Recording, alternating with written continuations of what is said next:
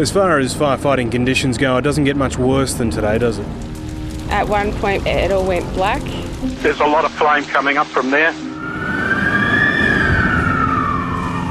You're listening to Short and Curly.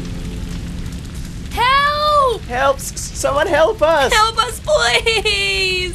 Carl, why did you insist on climbing up to the 5th floor of this abandoned building to do today's episode of Short and Curly? I didn't know the building was on fire and filling with smoke. Oh no, someone help us! Help!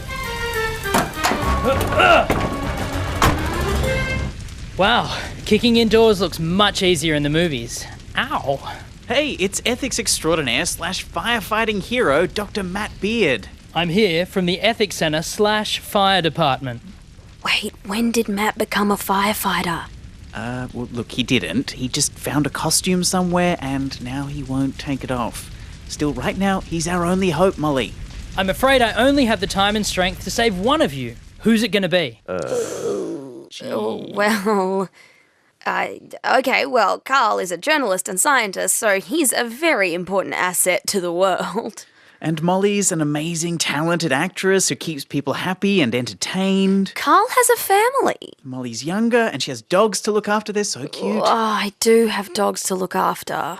Wait, what? And I am younger. Yeah, maybe you should save me. Hey, I was just being polite. If anyone should be saved from this fire, it should be me. Whoa, what? I have so much to give. Yeah, well, so do I.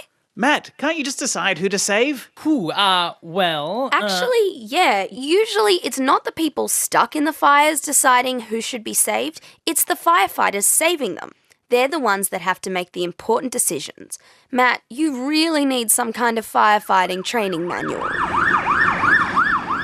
If you've always secretly wanted to ride through the streets in a fire truck, with your siren blaring, driving straight through red lights, well, it's not all fun and games. You'd have to make some pretty tough decisions sometimes. Yeah, and being a firefighter can be dangerous.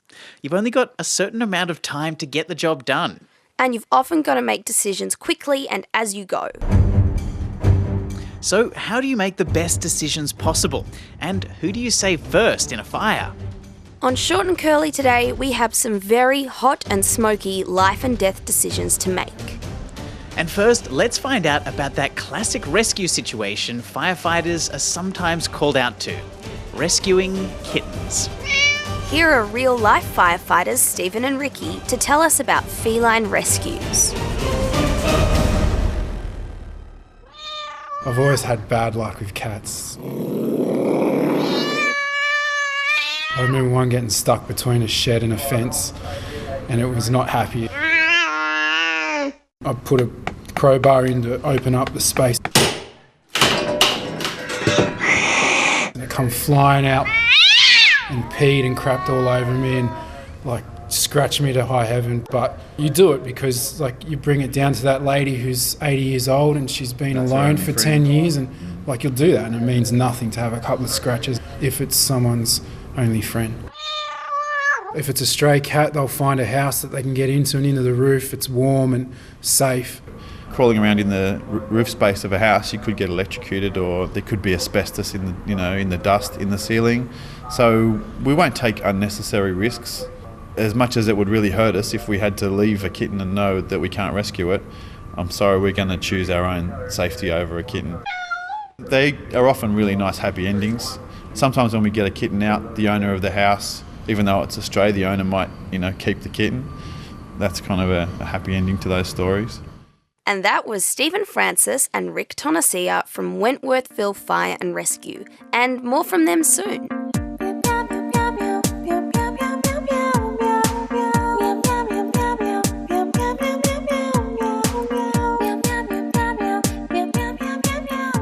If Katy Perry was a cat, not a human, maybe her song Teenage Dream would sound like this.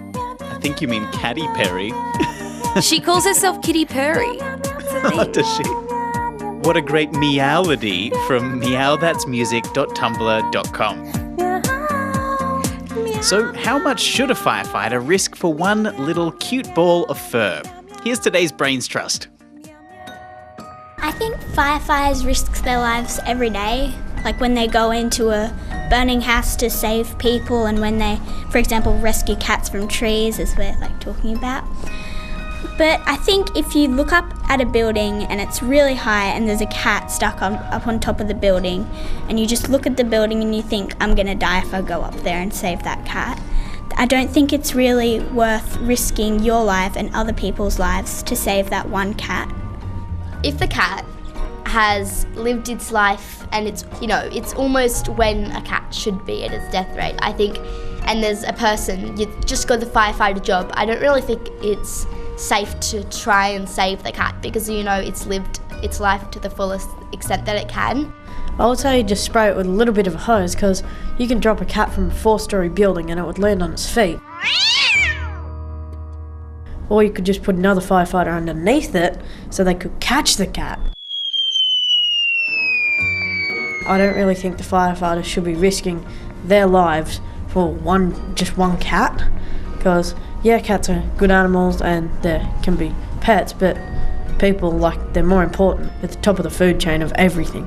What if a person was up there, would you save them? Usually the answer would probably be yes. And so I think that it is just important because animals are as important as humans. Thank you, Brains Trust, and quick disclaimer, please don't try throwing your cat out of a window to see if it does survive the fall. So it sounds like some kids would pick a human over a cat. Interesting. Carl, don't you think it's time for our first thinking question? I think so, Molly. Yep, we'd like to know, if you were a firefighter, how much would you risk for someone's pet? Hit pause now.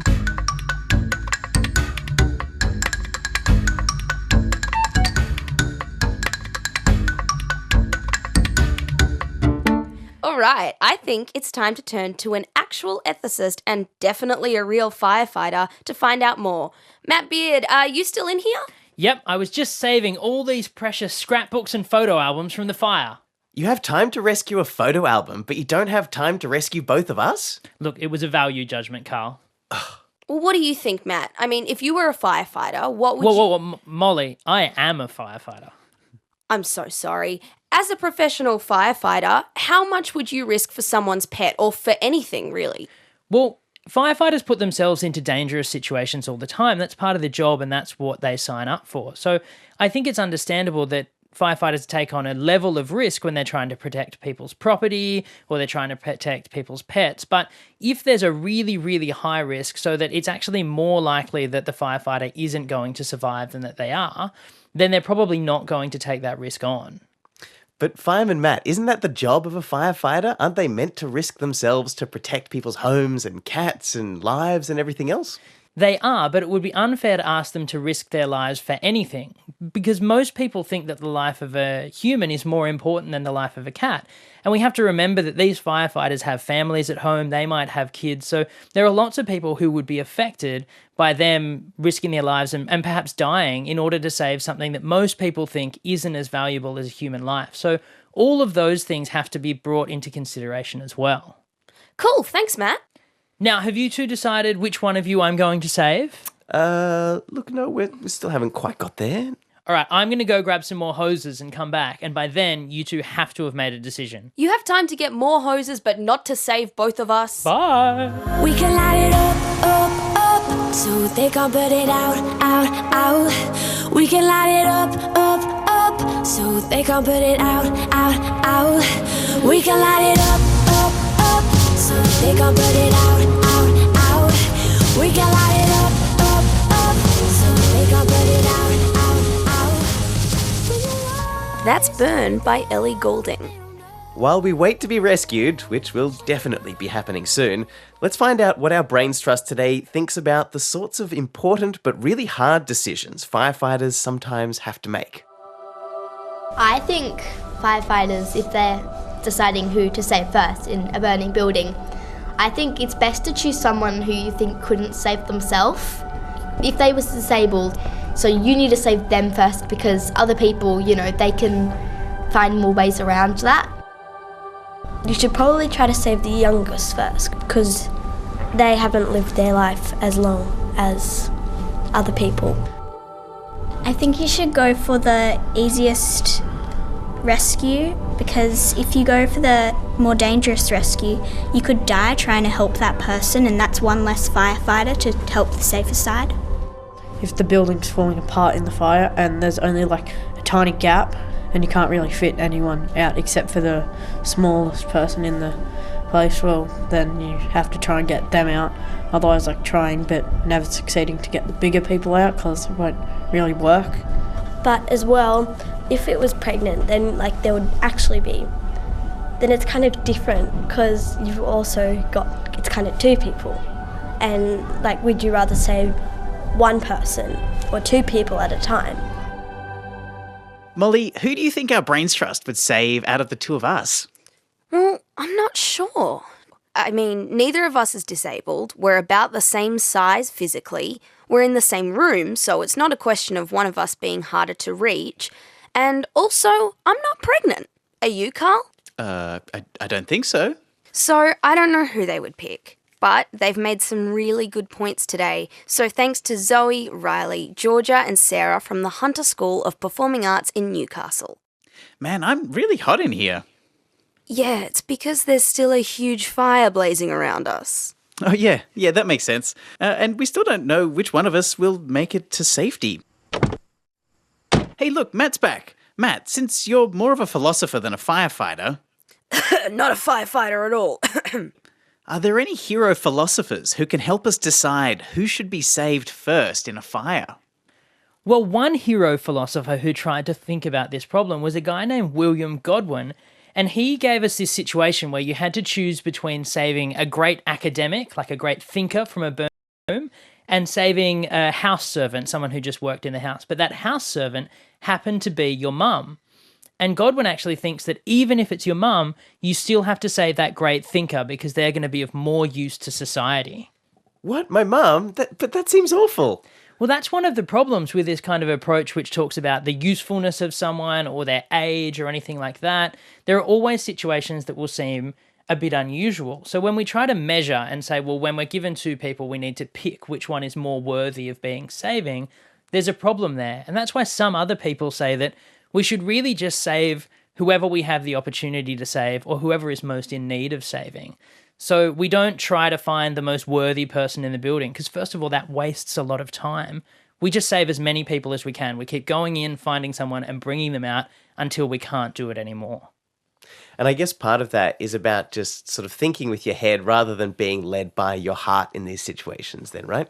That's really important in emergency situations, is that we need to have thought about stuff in advance so that we're ready for these situations. But it's important as well that we're not just using our heart, because our heart might say, well, I can hear people screaming in that building, I need to run in, when in fact the building is not stable and something we could do could cause even worse consequences. So we need to have practiced emergency situations so that when we're actually in them, we can make those decisions and make them well and make them quickly. And surely if you're making those decisions a lot, you get better at making those decisions over time. Is there like such thing as getting ethically fit? Well, ethics is really just about making good decisions, and that's just a kind of thinking. So like all other kinds of thinking, whether it's remembering a song or doing maths, the more we practice it, the better we get at it. But it's important, just like in sport, that you train the way you play. So you can't practice really easy firefighting scenarios and then get to a really complex situation and expect to be able to do the right thing. You have to be ready for all of the craziness that the situation is going to throw at you. And so it's important when we're practicing to train that kind of moral muscle that we've got exactly the sort of situations we're going to be facing as best we can. So we need to be imaginative. Thanks, Matt. And now, of course, it's important to remember that whether you're juggling different ages or size or those in the most danger, there's never an actual answer to this because, of course, every single rescue situation is very different. So now it's time for you to hit the pause button and have a think about this super curly question. We're going to be looking at Godwin's scenario again. Carl, remind me what Godwin's scenario was? So Godwin's is how to decide who you're going to save between a philosopher who knows lots and lots about the world and is a great thinker and your mum. Which one do you choose? And that's your curly question. Do you save the great philosopher or do you save your mum? Hit pause now.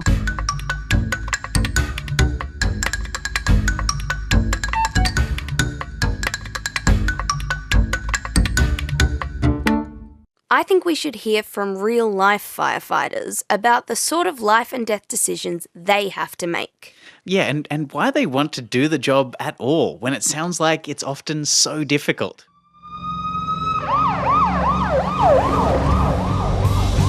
You see a lot of terrible things that are outside the realm of like everyday life, but there is still a lot of overwhelming satisfaction from, when it's so out of the norm of everyday life, you're there to help. If we've got people here and people there and a fire there, our main priority is put the fire out, because the fire's only going to get worse. Without putting the fire out, you can't help anyone. You have to have discipline and do what you know you should do, not what your brains or your heart's telling you you should do. When we decide who we're going to help first, you really do want to do the most good for the most people. You're not going to get it perfect because it's dark, it's raining, it's smoky, or that is something it's that horrible. Takes a while to get used to when you arrive, because when you're learning in the college, you have this idea that it's regimented and it goes step 1, 2, 3, 4, and the first time you arrive at a big incident, you realise nothing goes to plan. The plan's fluid and you react to things as they happen. Nothing's perfect. Like being in this job and realising that when it is bad, it's prickly and it's uncomfortable and it's not perfect. Stephen Francis and Ricky Tonasia, who are super skilled fire and rescue workers in Western Sydney. Look, firefighter Matt, I'm really starting to understand just how difficult it is to be a firefighter. Some people think that ethics is about finding the perfect solution that makes everyone happy. But a lot of the time, it's actually about trying to do the least harm that you can. You're stuck between a worse choice and a bad choice, and you have to pick the one that does the least damage. But you still have to live with the consequences of that, and that can be really hard. And I guess because you're the one on the ground who still has to pick that bad choice over the worst choice, that can be really hard for people like firefighters to deal with later on. That's right. Even if we're in one of those situations where we have to choose between the bad and the worse option, there's still something awful that's happened as a consequence, and that's not something that people can necessarily live with. Sometimes we think that just because we've done the right thing or we've made the ethical choice, that we shouldn't feel rotten about that, but it's actually a reflection of our character sometimes that we, even though we've done the right thing, we do feel a certain way. So I guess the message is, even if you feel bad after something that you've done, that doesn't necessarily mean you've done the wrong thing. It means you understand that the stakes were really high in the situation. Carl, I want to say something.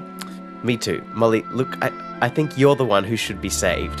You're so talented and have so many friends and you have so much to offer the world. No, Carl, I was about to say that you're the one who should be saved. You're so smart and you've got such a bright future ahead of you. No way, Molly, you do. Look, you're fantastic at making instant tea and instant noodles, Molly. You do it better than anyone else I know. We need that skill in the future. All right, bye, guys. You are the best dancer I have ever seen, and if you think I'm going to let those dance moves burn anything but a dance floor, Carl, you got so much to give the world. It's too late for me. It's got to be Molly. Look at her. This angel. I really appreciate that, Carl.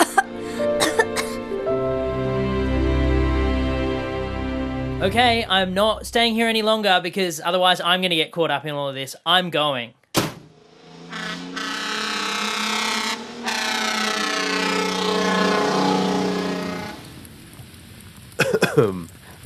Bye, Matt. Matt really just left us in a fire. It's pretty toasty. We're in quite a pickle here, Molly. I am spritzing. And, hey, why don't you write into us and tell us who you would have saved out of me and Carl? You can just Google Short and Curly ABC Radio and you'll find our website. And right down at the bottom of the page, there's a spot where you can contact us if we do make it out of here, that is. And please subscribe to the show. We've got lots of other episodes, and hey, who knows? If we get out of here, we might even make some more. Look, I tell you what, if I have to go, there's no better way than to do that with you by my side and Tom Jones and the Cardigans playing us out. I'll never forget you.